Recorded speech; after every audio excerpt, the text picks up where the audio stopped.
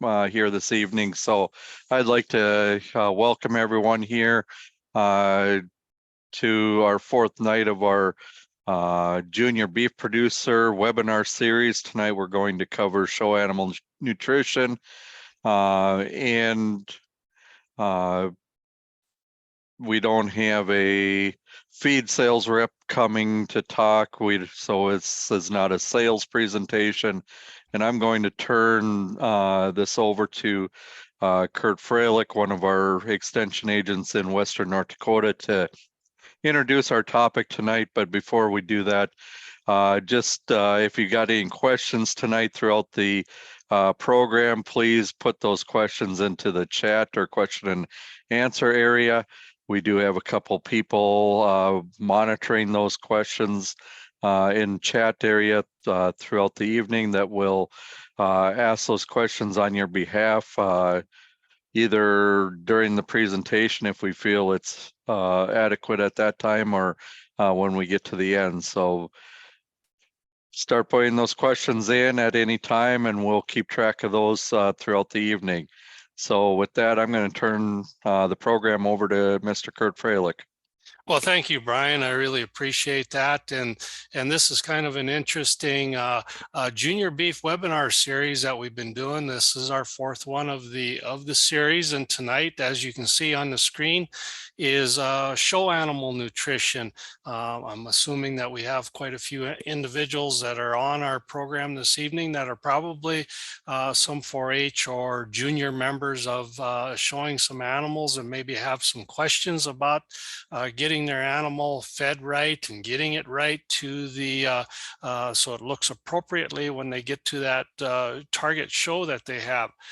With us this evening, I have invited Mr. Zach Carlson. Zach Carlson was a Minnesota native. He showed in 4-H when he was in his younger days in Minnesota. He went to school at North Dakota State. He received his bachelor's of science there and then went on down to the University of Nebraska and received his master's and his PhD. And one of the reasons that Mr. Carlson went for his further education and further work in this area is when he was showing animals, he kind of got a very intriguing question to himself of, why am I doing this stuff? Why am I feeding certain things? Why does this all work in here? So with that, so Zach went on and we've got him coming on. So I'm going to turn the program over to Zach here.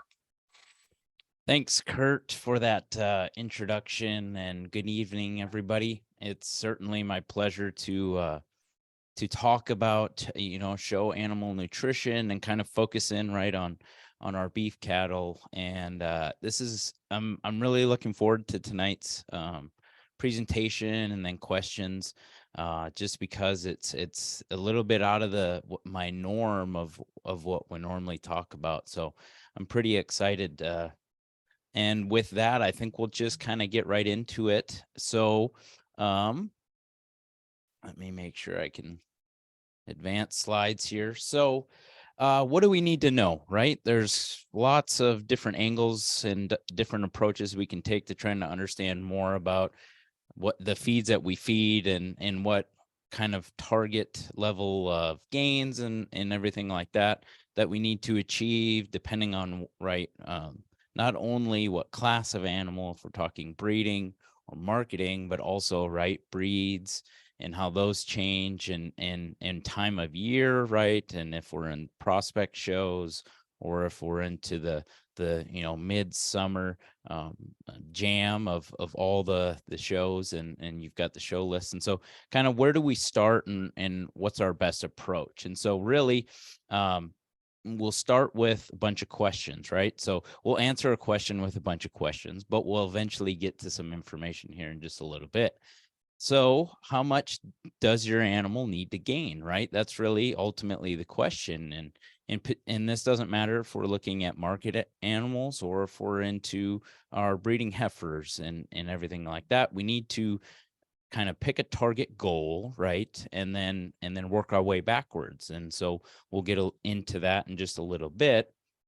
The next question, right, is, okay, what feeds do I have available to me? Maybe you're somebody that has your own maybe operation or the capacity to mix your own feeds and create a total mix ration right there on site, or maybe that you don't have those tools, or and you're looking more at some of those complete diets and getting kind of your feed comes as a TMR already bagged up and things like that. And there's certainly no right answer, and all of those are viable options. But what feeds do you have available? And then what nutrients does your animal need? So really talking then, right, breaking down, not only is it important to understand what's on the back of your feed tag, but it's really important to understand if what's on the back of that feed tag is going to address your animal's nutrient requirements. And so we need to first define what those requirements are, depending on, again, class of animal that you have, your target gain, right? And then work our way into what feeds you have available, and do those feeds then achieve your target gains? And so then, of course, how do I know what to feed? And really looking again at asking that question in reference to where are you in, achieving your target, and maybe, kind of what's your desired outcome for that animal for the specific shows that you're looking at. And then I think the biggest thing is, how can I adjust my animal to changes? That's really, I think, the big key aspect to differences within our show industry versus maybe production applications, is the fact that this animal is very unique, very different, right? And we treat them that way. But how do those animals respond then to some of our diet changes that we make, or how should we best adapt those animals to the changes that we're going to ask them to make, not only on a diet focus, right, but also on a prior leading into a show, while you're at the show, and then kind of, and all those different things are added stress. We'll talk a lot about that today, and kind of how do we help that animal cope with some of the intended things that are going to happen because they're a show animal, and so they're going to be exposed to a much different environment than some of our production animals. So first things first, I want to kick it off with, how much should these animals gain? Right. So this scenario you're looking at here is a market steer situation. So we have today, right, a market steer that weighs 950 pounds today. And so our target here is the North Dakota State Fair. And so we're going to project out, okay, how far away is that? Maybe we've got a county fair right dab in the middle, between this. And so kind of, how are we going to pick our gain, right? And so, or what should we be gaining for those animals? And so we've got 128 days. Our target end weight, is really the important aspect to this whole concept of target weight gain. Is you really need to know what your end goal is based on that animal's genetics, right? Based on its capacity to grow. Is that animal supposed to finish based on its breed and based on its genetics? Is that animal supposed to finish at 1250? Or maybe it's a bit larger of a framed animal coming from a larger framed herd. Maybe that animal's more destined to be at the 1350 or 1400. And so really kind of being able to best assess that, right? Best guess as to what your kind of end goal is on that animal is really the trickiest part about this whole situation. Because other than that, and knowing what they weigh today, which we just need to utilize a scale to do that, right? And that's not always easy either if you don't have it. But if we know what they weigh today, we know what our target goal is, what we want them to be considered finished in this case, then it's math that I can get behind, because I can do this simple math. And so really it's just a function of, right, taking the difference of our target weight and our current weight, dividing it by our days, and we want this animal to gain around 2.4 pounds. Now, I would say, A target gain for a market animal is going to vary a little bit and will not look exactly like animals in our production practices necessarily. Again, I go back to the fact we're adding a lot of stress to these animals. And by stress, I don't mean that they're constantly anxious or constantly nervous. Just, everyday stress of even if they're very comfortable with you being around, it's still an added pressure and added stress to that animal. So there's a lot of factors that weigh into this, but I would say 2.4 to 2.7, maybe upwards of 3 pounds is a very realistic goal for market animals that are bound for the show ring. And so here again that's my target that I want to target with this market steer. We'll come back to this when we look at nutrient requirements and how that can be applied to that level of gain. But I'm going to transition then to now we have same slide, but breeding heifers down here at the bottom. You can see. So now we have a 900-pound breeding heifer right now, March 21st. And breeding animals are much different, of course, than market animals, right? We all know that. Their function, right, is to return to the herd, right, of course, and become a breeding animal, right? And so with breeding heifers, we need to think differently about how we put gain on those animals in the diet that they consume. Simply from the standpoint of we're not trying to achieve necessarily a higher maximum gain level for these animals, because they are intended to come back into our breeding stock and maybe generate more show animals down the road, right? And so we need to be very cautious of kind of how we approach that and how those animals do gain. And so in this situation, we're going to pick North Dakota State Fair again, July 27th. And that's the day, Kurt, I believe, that the beef show is. And so we're picking that day. We've got 128 days, right? Same scenario. But instead of trying to target, right, a finished animal come state fair time, we're really targeting just a more mature size for that heifer. So 1,100 pounds. You can see down below, I have what is her expected mature size. And so that's kind of as a 3-year-old animal, right, as she becomes a cow and starts having calves, eventually, right, she's going to meet her max growth, right? She's going to end up stop growing, right, as an adult animal. And so we're estimating that the rest of our herd in this example is right around 1,300 pounds, and her genetics are right within that. And so we're just going to assume, right, her mature size is about 1,300. So again, this is very dependent upon the animals you're using, what herd they originate from, but regardless, it's math that I can do. So we're going to take that 200-pound difference that we need to go from today to state fair, and we need to target about 1.6 pounds per day.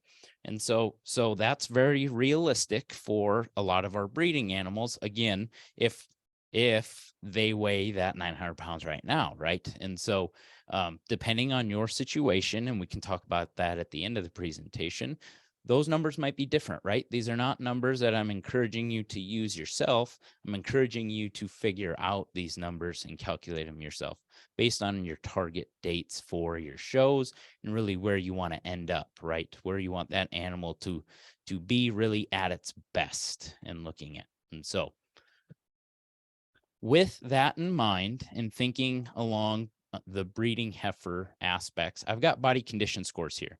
Now there's no numbers, but we'll talk through it and we'll walk through it. And so last week, I know body condition scores were brought up, and this is really just a visual measurement of an animal's condition. And that's important from the aspect that the top left and top middle are condition scores 3, and then the middle one is a condition score 4. So oftentimes we're never really going to be approaching that with our show animals. Actually, never should we have that with our show animals, because rarely should we have that with our actual production animals.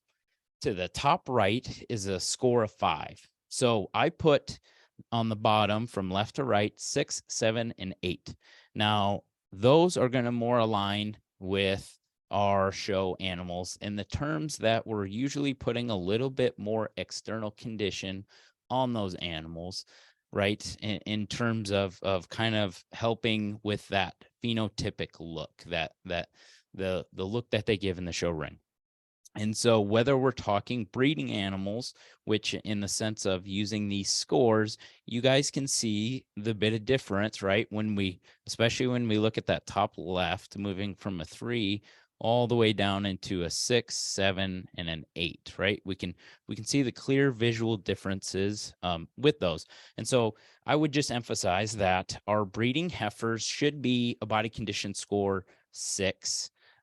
Realistically, probably some heifers end up becoming a body condition score 7.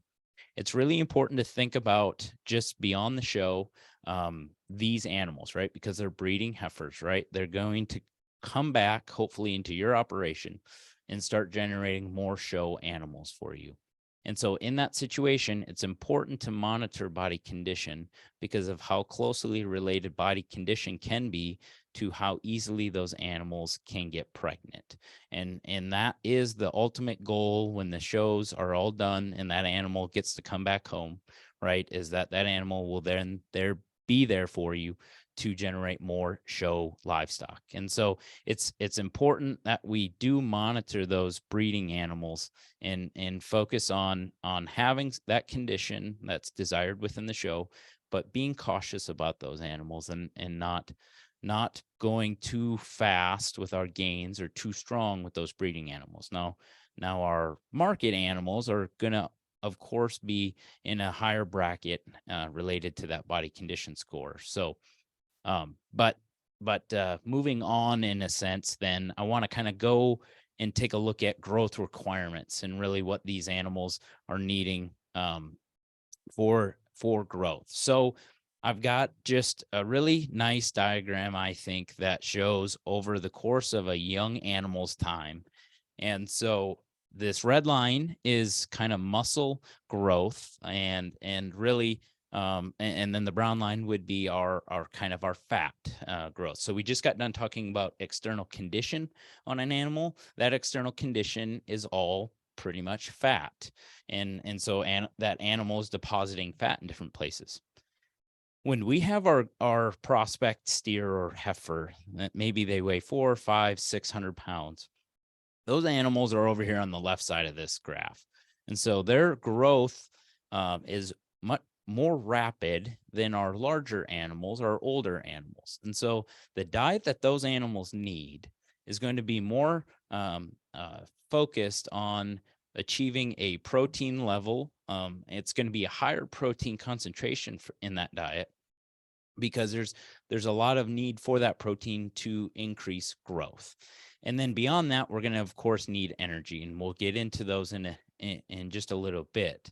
But I would say this blue dash line is probably right at the point of about an 800 to 900 pound animal. So kind of that scenario that we had started with. And so that's kind of where we start to make the difference. And we'll get into that in just a little bit of where the diets start being more focused on energy and less on protein, though we still need to meet the requirements of that animal on a protein basis.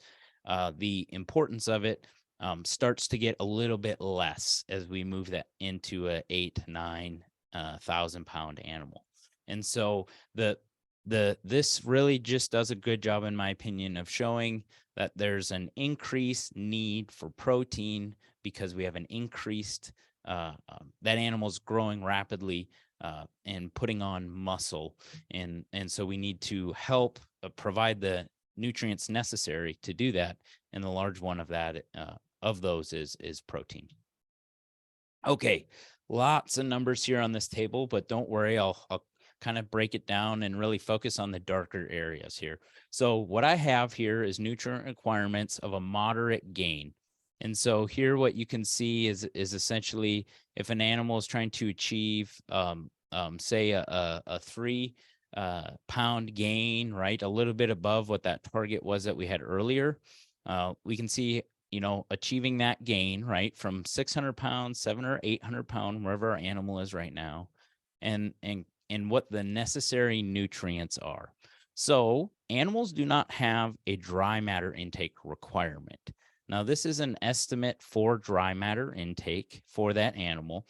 And that's a function of, in the sense that the diet's going to have some concentration of energy, some concentration of protein.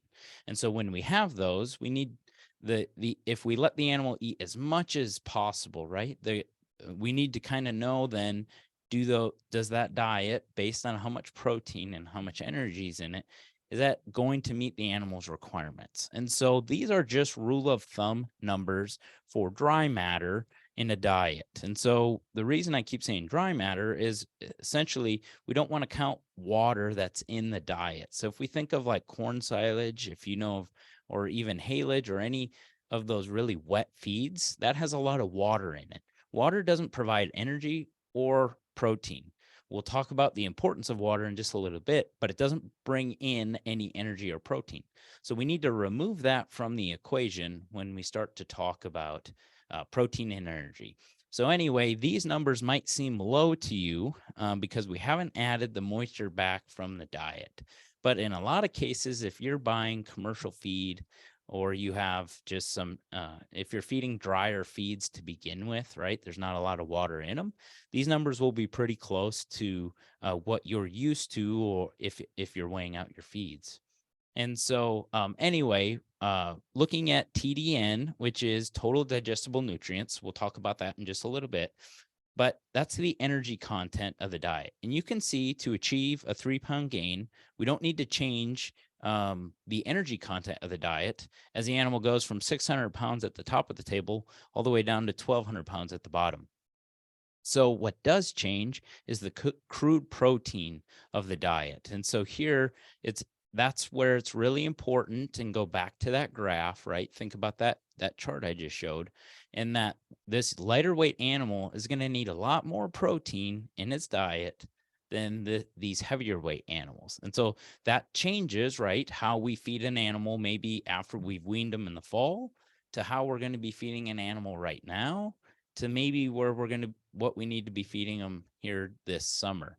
And so that's where it's really important when we think about balancing rations or picking out what kinds of feeds we're going to be feeding them. We need to really know where the animal is and what it weighs, so that we can best estimate its requirements. And we'll talk about calcium and phosphorus in just a bit, but it's really important. You can kind of see that the calcium level should be twice the level of phosphorus within the diet. And so we'll talk about that ratio in just a bit. All right, so here I've got the same layout for a graph, but it's low level of gain. So if we're wanting to target a lower level of gain, so for our breeding animals, right, in our breeding example, about 1.5 pounds, you can kind of see how these this changes in a bit. So our last diet was like 71% TDN.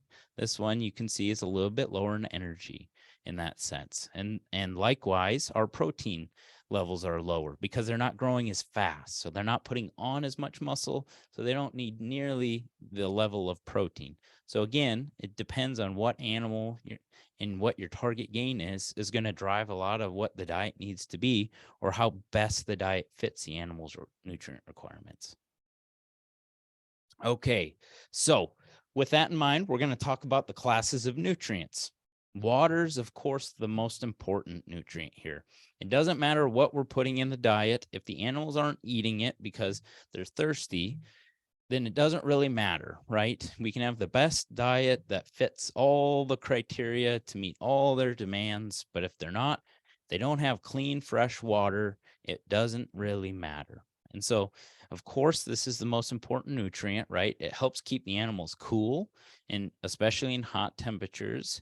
Of course, we all enjoy that, right? It also helps carry nutrients around the body. So there's many, many, many functions that we're not going to talk about today that water does. What's really, though, important is using water and thinking about, not using water, but making sure the water is fresh, clean, and then how we approach watering the animals during shows. And you can see I have used water filters. That's maybe one recommendation. We'll talk about this in just a bit, but there's also considerations to maybe you bring some of your own water from home, right? We all know if we live out out in the country, if you have your own well, your water tastes a lot different than when you go into town and drink city water. And so the function of that, those animals also recognize that. And so we'll get into maybe some of the tools and things that we can do to keep animals drinking while during shows.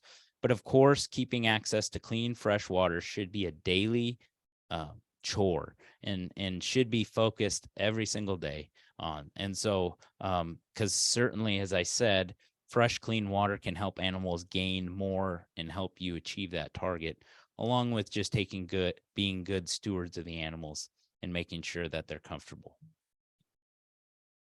So how much water do they need? Well, kind of depends. Depends on the time of year. Also depends on the size of the animal. So if we look over here on the left, we've got animals that weigh 400 pounds up to 1,000 pounds. But we have animals that right now it's about 20 some degrees where I'm at. And so right around this level, you can see what these animals require. And it's not a ton of water, right? These are all gallons, right? Think of how many milk jugs this is, right? In that sense. But be mindful that as we get into county fair season and as we get into state fair and other shows, as temperatures start to climb, we can really increase the amount of water that animal needs on a daily basis. And so this is why it's very, very, very important to emphasize on clean water and make sure they have fresh, clean water and access to it at all times. Have I emphasized that enough? Okay, so protein, moving on from water into protein. So of course we need protein to build muscle, hair, hooves, and lots and lots and lots of tissues. And so in order to do that, we need to meet that crude protein requirement, right? That we already talked a little bit about. Proteins made up of small building blocks. We call those amino acids, and they're really important in the development of the animal when they're young, right? We talked about how the diet's high in crude protein. The diet requirements are really high when the animal's young because they're rapidly growing. We call this protein, right? The protein needs of the animal, crude protein. So I've already said that several times, but if you hear that phrase, that's just kind of the measurement of protein. It's really actually the measurement of nitrogen, but the measurement of protein in total within that diet. So some common sources or feeds that are higher in protein, of course, alfalfa hay is a pretty high source of crude protein. It usually has 16 to 18% crude protein. Distillers grains is right around 30%. So those are some pretty common sources that you may run into depending on what region you live in. Soybean meal and cottonseed meal, again, cottonseed meal probably more for folks that live in the South, but those are going to be included as well as distillers grains and a lot of the commercial feeds to be one of the protein sources or maybe the primary protein source. So I just kind of wanted to include those in here to give you an idea of kind of higher protein feeds that are pretty common in, both diets that are mixed at home or in commercial feeds. Okay, energy now. So we've talked water, protein, now energy. Energy is the primary driver for growth. We need to meet the requirement for protein, but then once we have met that, energy is kind of going to be the accelerator or decelerator on where we want to achieve or what we want to achieve for a gain. So sources of energy, I think we all kind of know, right? They're going to be our grains in these diets. They're going to be our byproduct feeds. We already talked about distillers grains and soybean meal. Hays and silages are a really good source of energy as what for our ruminant animals. And then of course we can add some oils and fats to help. But usually we don't include much of those oils, much of those fats. We keep those at a much smaller inclusion rate relative to those other feeds listed there. I already said we measure this as total digestible nutrients. So if you ever see the values TDN, that's the measure of energy within the diet, right? And those values usually range from low energy would be like 40s would be a really low energy diet, all the way up to 80s would be a really high energy. So that's kind of the range that we're looking at. Common energy feeds, corn, barley, wheat, oats would be like our major grains that we use. A lot of commercial feeds will use corn and oats. So if you're somebody that buys pallets of packaged feed, a lot of times the major grains in those are going to be corn and oats. Then, of course, oftentimes there's a lot of corn byproducts, maybe it's called, and that's typically distillers grains. There's also wheat midds or beet pulp, right? Soy hulls.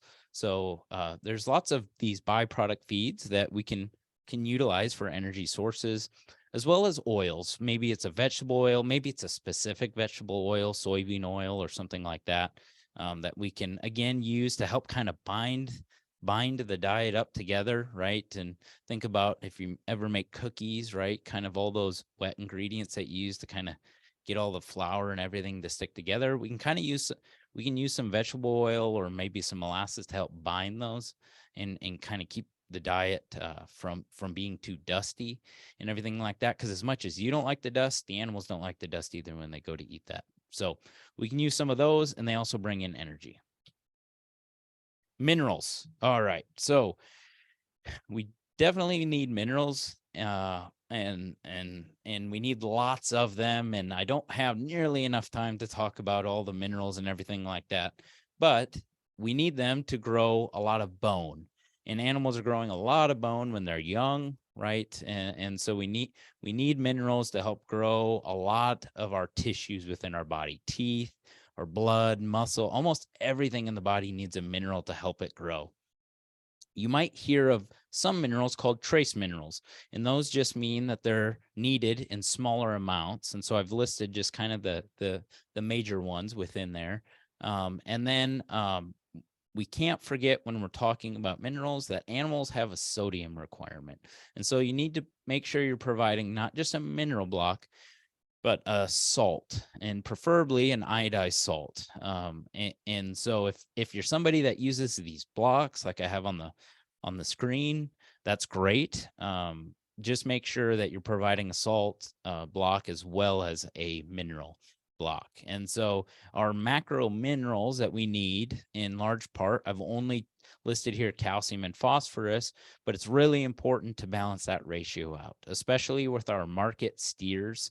We need to definitely ensure for all animals, but steers are susceptible to getting water belly, and that's basically calcified stones within their urinary tract. And so it's really painful. The animal will go through a lot of discomfort. And so we need to make sure that our diet's balanced with twice as much calcium as we have phosphorus. And distillers grains, if you're using that, or if it's included in your diet at all, brings in a fair amount of phosphorus relative to other feeds.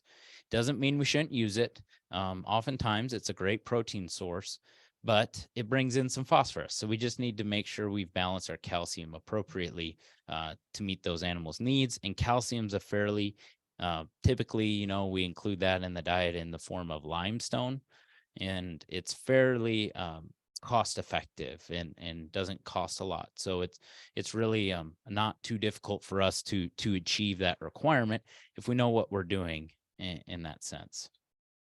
Okay, vitamins now too. So categories of vitamins are broken down into water soluble and fat soluble. Water soluble ones we don't even have to worry about. Those are generated within the animal's body or generated by the microbes in the animal's stomachs. And so we don't have to worry about our vitamin Bs.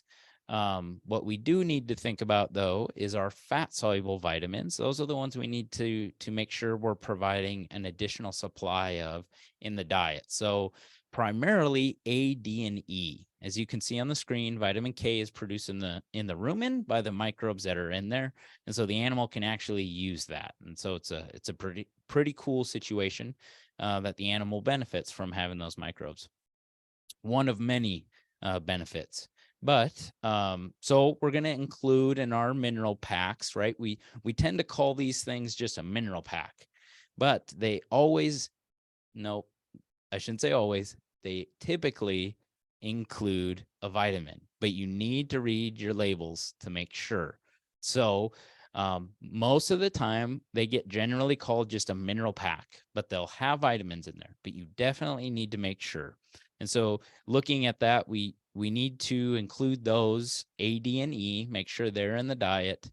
Those are typically measured in international units, abbreviated as IU in the label. So with that, we'll kind of move into looking at a feed label. And within this, there's a lot going on here. So I kind of want to just slowly take a step. Now, mind you, this is an example feed label. It's not a real one. And so some of these numbers aren't really applicable to potentially your situation, but I think it does a really good job of providing you a lot of the details of what you're actually looking at if you're looking at your feed tag. I really want to emphasize that if you're buying feeds that are medicated, right, that you focus in and know exactly what's in that feed. And this is really important from the standpoint of if there's a medication in that feed, just like if we need to take Tylenol or anything like that, it's going to be prescribed at a specific level and at a specific concentration within the diet. That means we need to feed it appropriately according to the label. And we'll talk about that in just a minute. But you can see here, so in the middle of our tag is our guaranteed analysis. And so that's going to include what the minimum and maximum thresholds are for our specific ingredients, right? Or more importantly, kind of what the complete feed that's in this bag is going to provide you, right? In this case, it says a crude protein minimum of 50%. Right. We just got done looking at some values that indicated, an animal's total diet only needs to include maybe somewhere between 8 up to 13 or 14%, depending on the animal's body size, crude protein. So obviously this is like a concentrated feed that would more align with being a major component, maybe the major protein for the animal in that sense. But when we look at that and focus on this, what we have here is a little thing kind of in parentheses there. You can see it says 19.7% equivalent crude protein from non-protein nitrogen. Now, last week, Dr. McCarthy brought up non-protein nitrogen in that sense. I'm only going to touch on it briefly. Essentially what it is it's a protein source that doesn't originate from the plants. It's actually something we can synthetically make. And so typically it's called urea or in the form of urea, but there's a couple different forms of it. And we can feed it to animals because the microbes within the rumen, they need nitrogen from protein, much like the animals need nitrogen from protein. And so we can feed this non-protein nitrogen source to help those microbes digest the feed that the animal's going to benefit from, right? And so, but you need to make sure you're aware of the level of non-protein nitrogen, because we can get into situations where that's a toxic level if we're not monitoring and know what's on our feed tag. That can be can really cause some issues down the road if we don't properly follow the instructions of that intended feed. Last thing I want to state here is because this is a medicated feed, that there is a withdrawal period before that animal can be slaughtered, right? So if this is a situation with our market steers or market heifers, we really need to know what's on this label from the top all the way down to the bottom, but we really need to make sure we're following this. So that way we don't have any residual drugs or antibiotics or whatever might be in our diet or in our feeds, that we don't have any of that residual antibiotic in the animal when they go to harvest, if there's a withdrawal. And that will be stated there in that precautionary statement, or among other statements that of precaution will be listed there. And so those are not some of the areas to highlight, but the whole feed tag is really important from the standpoint of knowing what you have and knowing what you're feeding. And so that way, if there was ever a situation that something happened, the animals got into the bag of feed, you can at least inform a veterinarian or somebody of what happened and how to best move forward and in that situation. But we need to follow these feed labels as stated. Okay, I want to work around some of our kind of maybe just some broad classification or recommendations for these things, and then try to get to leave some time for questions here. So we really need to weigh our animals and weigh our feeds. So it can be really easy to do, or it can be difficult. If you have a scale, it can be really easy, especially for the animals side standpoint. I'd encourage you, if you have a neighbor or a friend that does have a scale and you don't, take your animal over there periodically, maybe monthly. It doesn't have to be all that often. And just get that animal used to not only trailering, right, and traveling a little bit, but kind of just being handled in that way. And at the same time, it allows you to kind of track your progress and if you're meeting your target weight concepts and your goals. And so with that, though, thinking about we need to weigh our feeds. Now, those aren't the same scales, right? What we weigh our animals on, except for calves, maybe, right? Baby calves, isn't going to be the same scale we're going to weigh our feeds on. But it's really important, even if you're buying commercial feed, to weigh your feed. It's especially important if you're mixing your own feed, because how do you know how much you're using, right? Or how can we come up with a great plan for a diet if you don't know how much, right, we need to feed? If we come up with 55% corn, well, it's got to be 55% of some weight, right? And so you need to know exactly what that is. And so, but even if you're buying commercial feed and it's all a complete package, you still need to know how much to provide on a daily basis, or you need to know when the animals aren't consuming the level that you had, or trying to get them right to a level of intake. You kind of need to know when you're at that level. And so it can be as simple as a bathroom scale. Make sure you check with your parents about that. Don't just go and snag it, or it can be, a hanging scale that's right next to the feed sacks, right? Really easy to hook a bucket up to a hanging feed sack, and right, it gives you a really good idea. It doesn't have to be complicated, and can really help you, and nor does it have to be expensive to do either.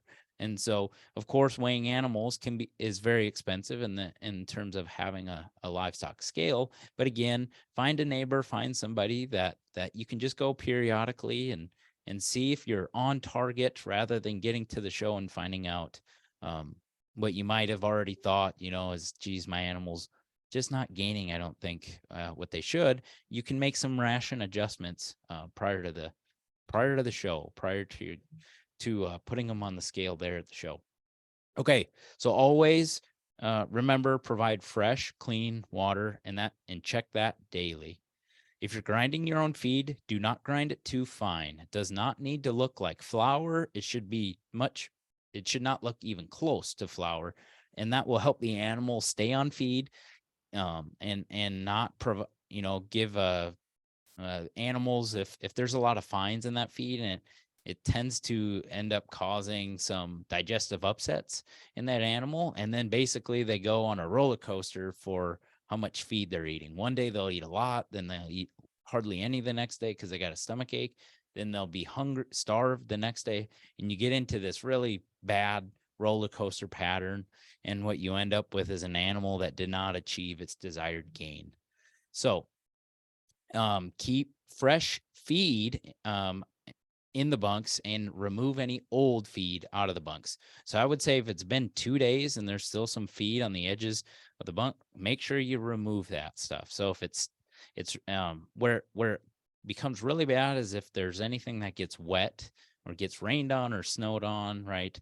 In any situation that starts to mold. And when it molds, the animals will possibly consume it if you don't clean it up, and that will just affect your overall average daily gain. So those animals just won't gain what you were hoping to. And so make sure you're keeping fresh feed available to them and removing the old stuff.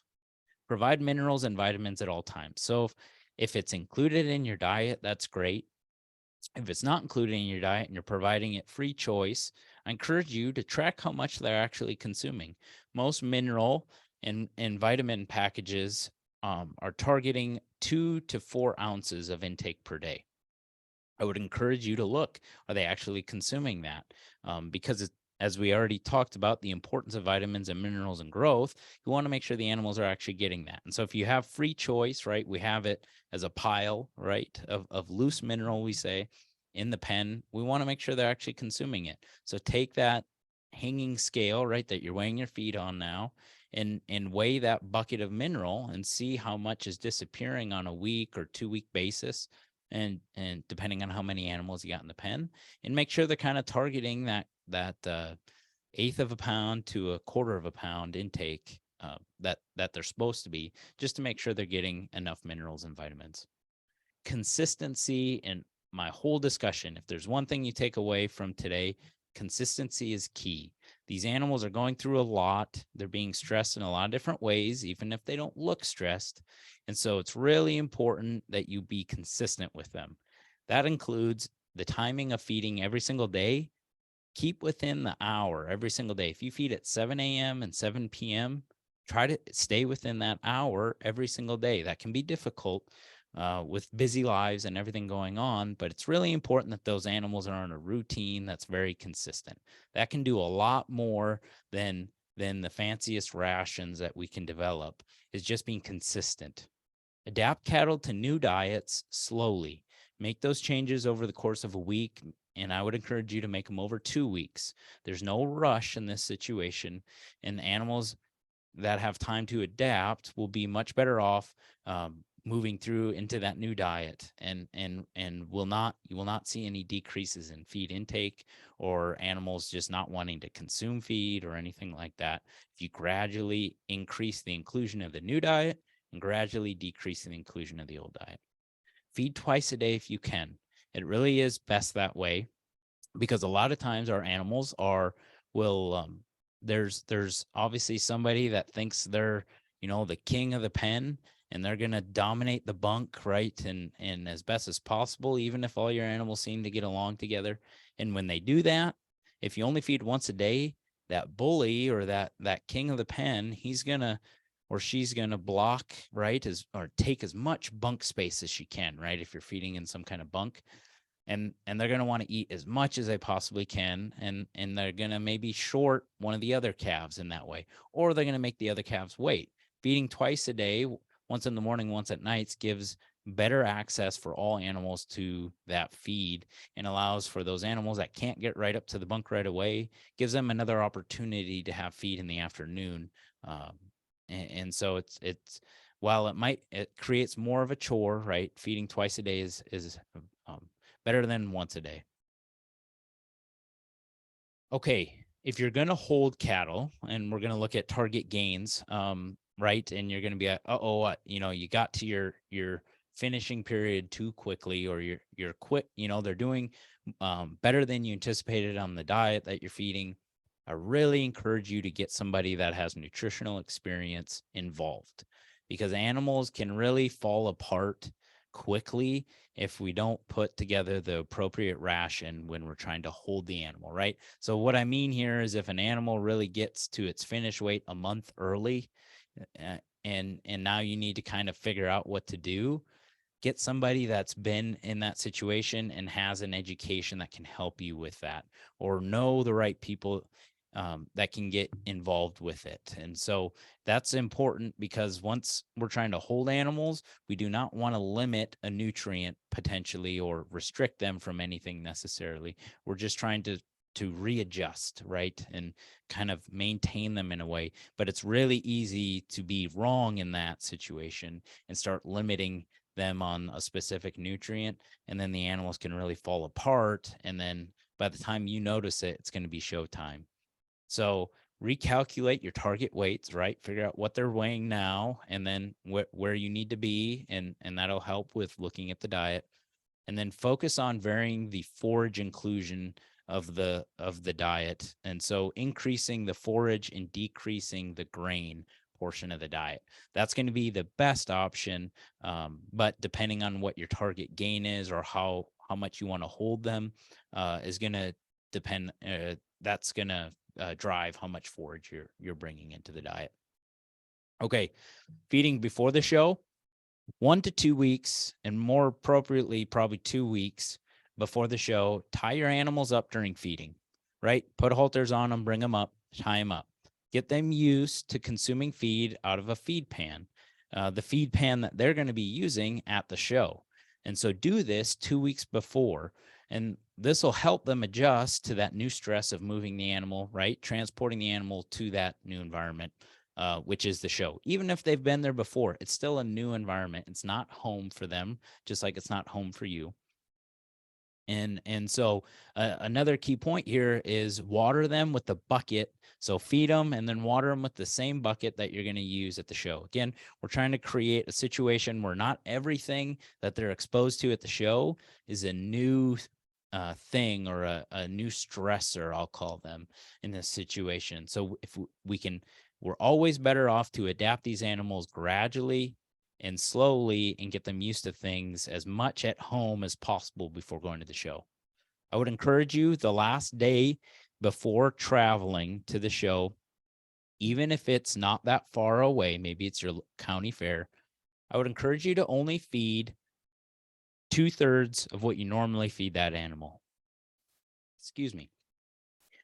And that's because when an animal eats their full feed, there's a lot of metabolic function that's going on that incurs stress to the animal. Now, again, stress doesn't always look like an animal that's anxious or nervous or something like that, but there's a lot of metabolic physical stress going on within that animal. If we can reduce some of that stress by reducing the amount of feed, that will hopefully help them adjust to all the environmental stress and all the new stuff that they're going to be exposed to. So it's a great way to just kind of keep them hopefully a little calmer going into the traveling and getting to the show prior to the show. Okay. When we're at the show, don't necessarily focus on trying to get that animal feeding right away. Just give them a space to lay down and relax. They need to kind of figure out the new situation that's going on for the next couple of days, right? Because they don't really know what's going on, even if they've gone to shows in the past. Just let them rest for a bit. When you do go to feed them, and it should be again, right, at the same time that you feed them and at home, right? Be consistent with the feeding times. Provide about that same 2/3 of the normal amount of feed to those animals in that first feeding. Again, we're just trying to not increase all the metabolic stress that comes with digesting feed and allow them to hopefully maintain a little bit calmer status in that adjustment period at the show. You can increase the amount of good quality hay that you provide at the show relative to what they normally get at home, but it has to be good quality hay. And that's important because it's going to help with just rumen function, the stomach functions. It's going to help with a little bit of digestion. It's going to make them just feel a little calmer. It's going to help them out. And so that's quite all right to provide that during the shows, more so than maybe what you're providing at home. All right, I'm almost done here. So calves that don't want to drink at a show, which I think if you've shown before, you've probably experienced this, right? The animal just doesn't like whatever's in the water at that show. And so with this situation, I think looking at just bringing a water filter, again, keeping it simple, but something that might filter out the chlorine that's in the city water or something like that can help a lot. Now, I also know people can or do haul water from home. And so if you have the capabilities to do that, that's definitely a great idea to at least blend with the city water or whatever water source is at the show to help, again, familiarize them to the new situation. Provide them with a little something from home to be mixed with something or even in the best situation, use a water filter and bring some water from home. Again, it's really important that they drink because drinking helps them eat. Eating helps them stay calm, right? And so it's kind of it's a whole system that we want to keep in place, even though we're creating a lot of stress by transporting them to a show. You can always use some type of stimulant, whether that's molasses, salt, sugar, electrolytes. Maybe it's a sports drink, right, in that water to try to kind of entice them to drink that. I'd encourage you, if you're going to do that, you do that at home as well. And again, while you're feeding them through or watering them through a bucket, right at the time of feeding or right around that time of feeding, you can use some of these things if you think that's going to help them at the show time or stay on water. And of course, you'll figure that out right after the first show. If they go for more than a day without water, you can try as kind of of just, kind of using all your tools in the toolbox. You can put salt on top of their feed, right on top, and try to get them to eat that right away. And so a handful of salt can stimulate, right. If we had that much salt, we'd be really, really, really thirsty. And so you can kind of try to get them to kind of get thirsty in that situation, to get them through that initial struggle for them for drinking that water. Okay, so remember, feed that's not cleaned up after 30 minutes in a show should be removed, right? So just pull that feed pan if they're not active within that feed pan at that point in time. Clean the feed pan between every feeding, right? No moldy feed, no manure or anything like that in there. And then feed the diet before you provide any hay on a daily basis at these shows. You want them to really get all their energy and all the protein right through the diet you're providing before they fill up on hay. And so same goes for wait to water them until they've eaten. You don't want them to fill up, so to speak, right, on hay or water before they've gotten their energy dense diet or their protein dense diet, simply because then they'll start to kind of not stay within their normal routine, right? And that's really key in this whole situation, right, is consistency. And then keep feeding at that same schedule as home. Okay, so I'm done now. The last thing I wanted to leave you all with is, where can you go for more information?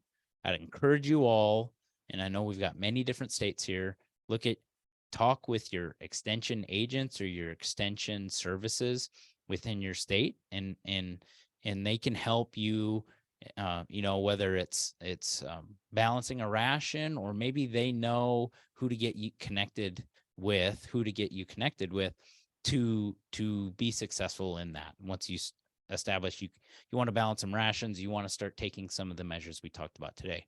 Ag educators are a great tool as well. If they don't know, they're going to know somebody that does. And so again, start that conversation with those people that can get you connected with those that have experience with show animal nutrition and everything that comes with it. Some of that nutrient requirements that we talked about today came from the University of Arkansas. Right there, I have listed Part 3 nutrient requirement tables. They have a great resource there. So if that was interesting to you, or you need to use those, right, to try to formulate some of your diets and stuff like that, feel free to look that resource up. They're a great tool. Oklahoma State University has a very similar downloadable publication, and that's Nutrient Requirements of Beef Cattle. So you can see the pub numbers there listed. But other than that, there's my contact info. And certainly if you have any questions now or down the road, feel free to give me a call, or happy to answer questions now. Okay, Noah or Zach, we got first question for you coming from Noah.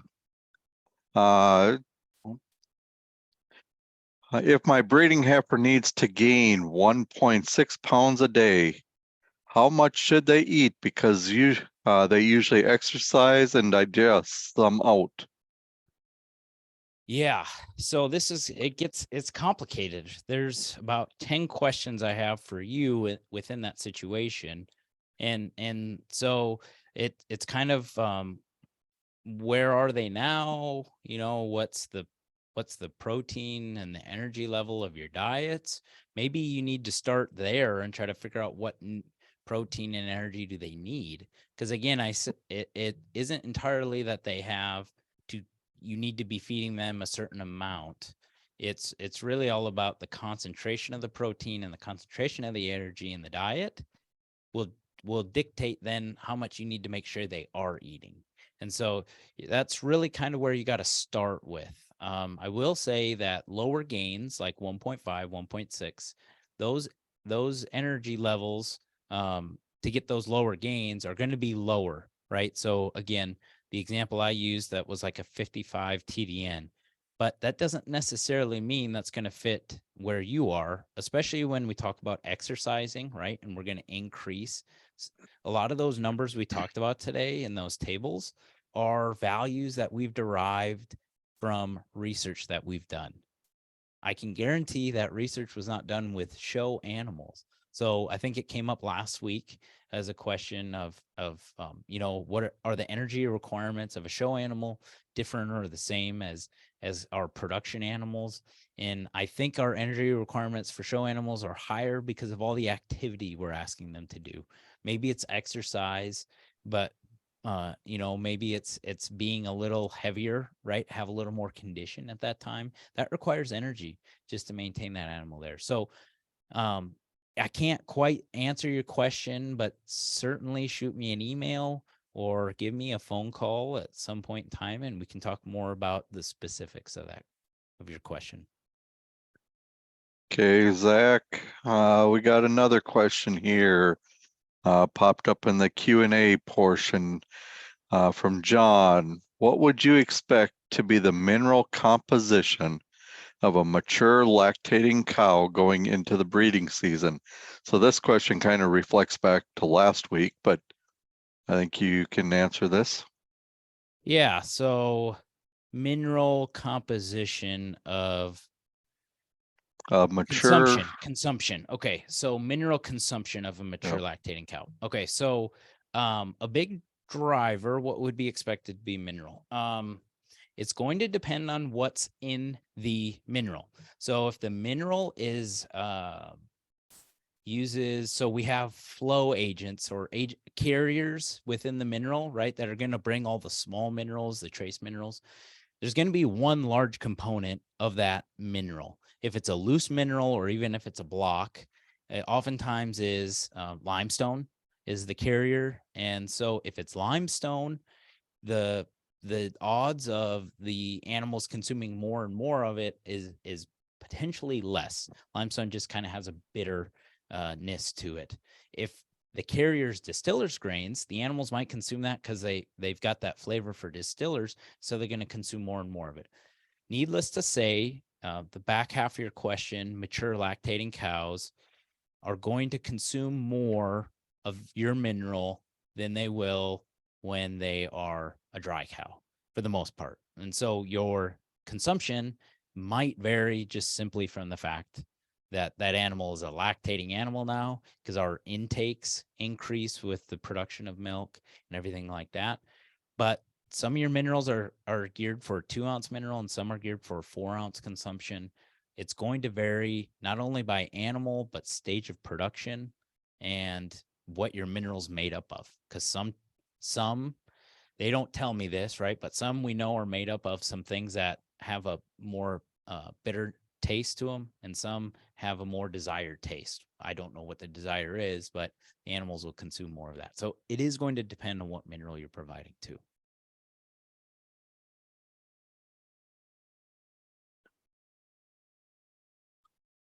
Okay, no other questions right now. If you got a question, you can type it into the chat area or the question and answer area.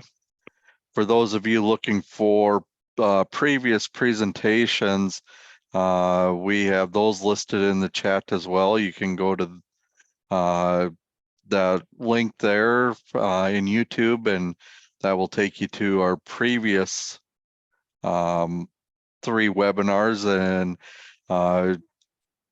at the end of this one, we will also include this one in that same area. So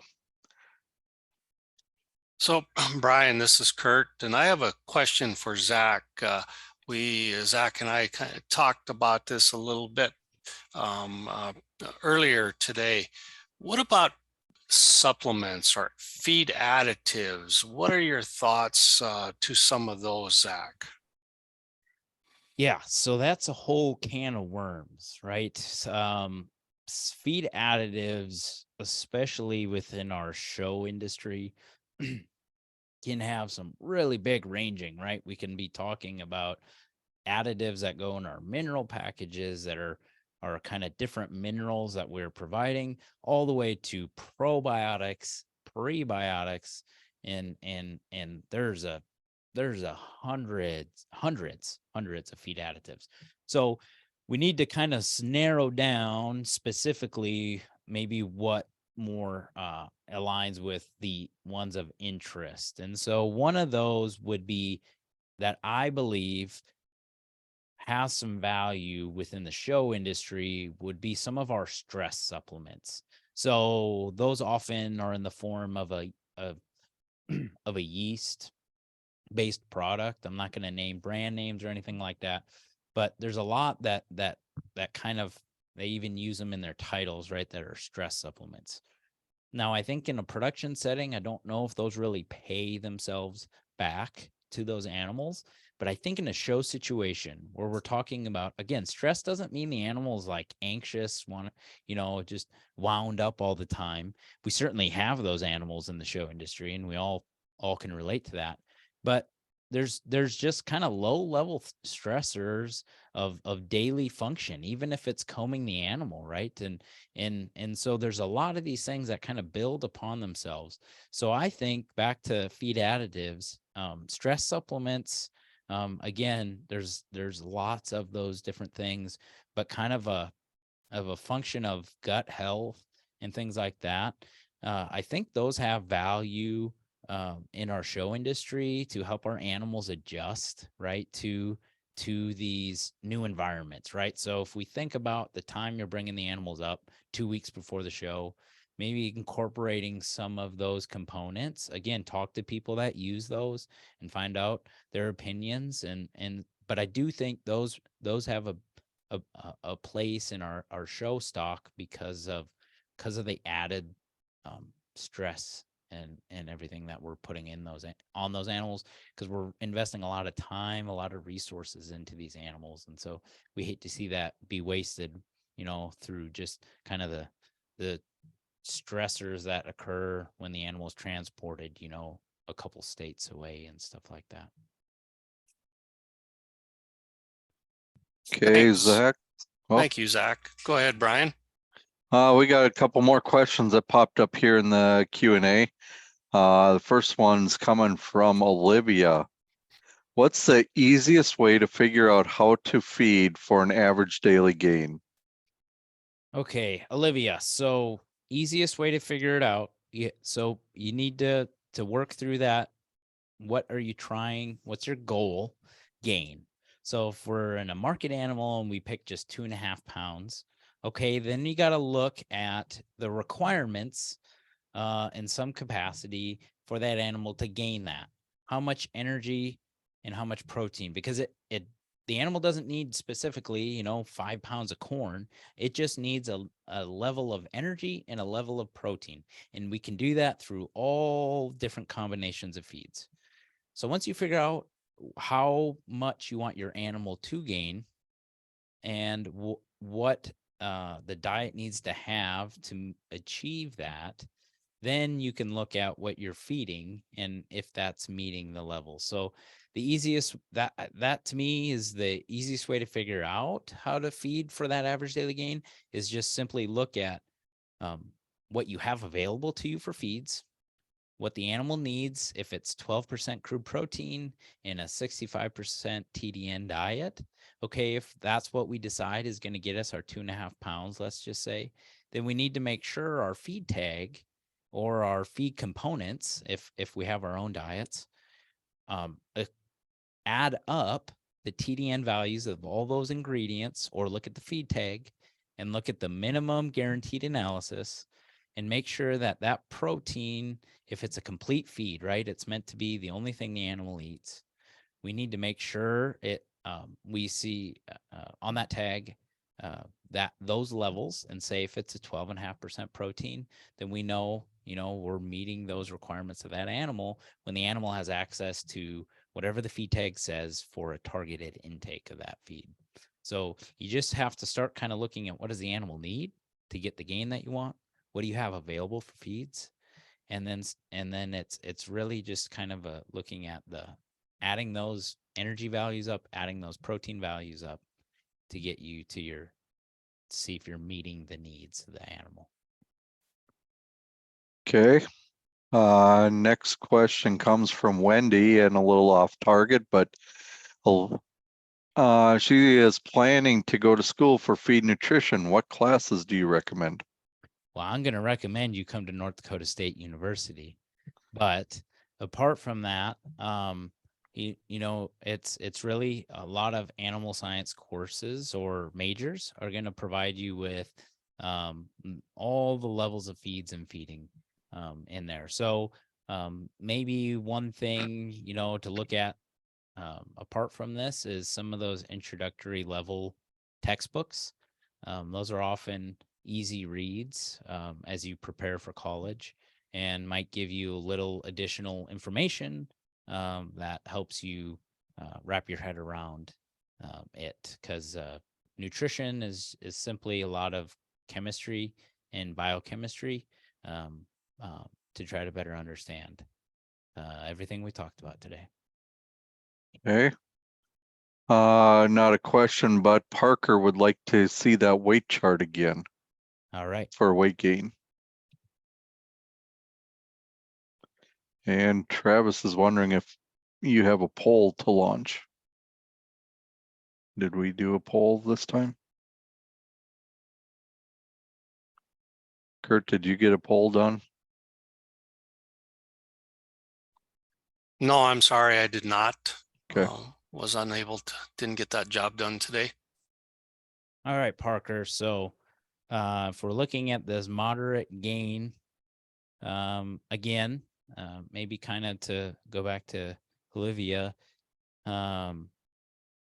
we can add up, if we're providing 10 pounds of corn and corn has 9% crude protein, right?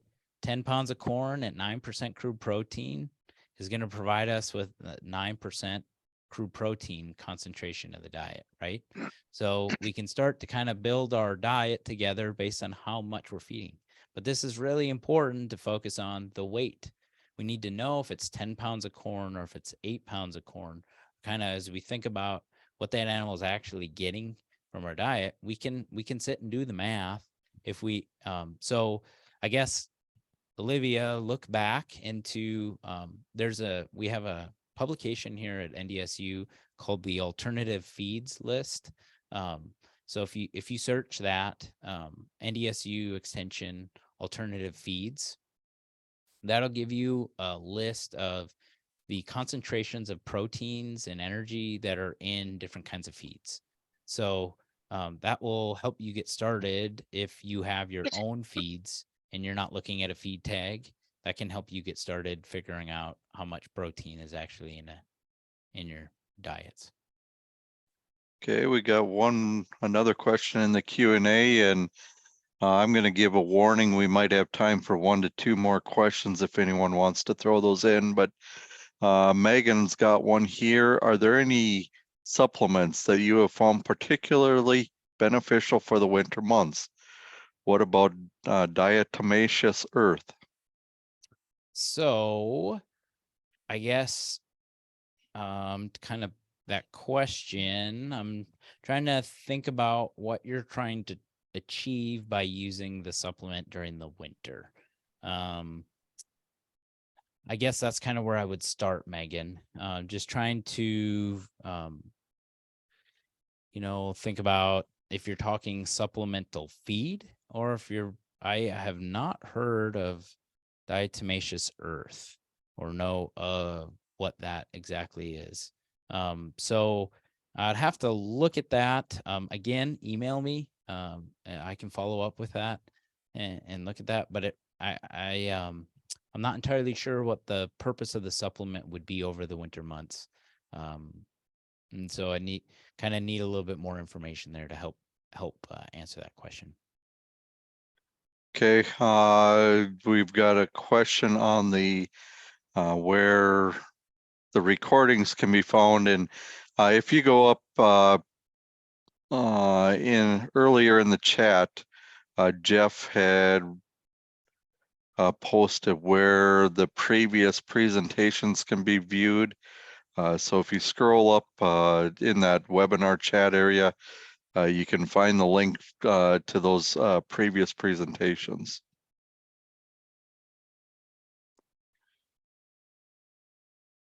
And Jeff just reposted it, so you don't need to scroll back up there.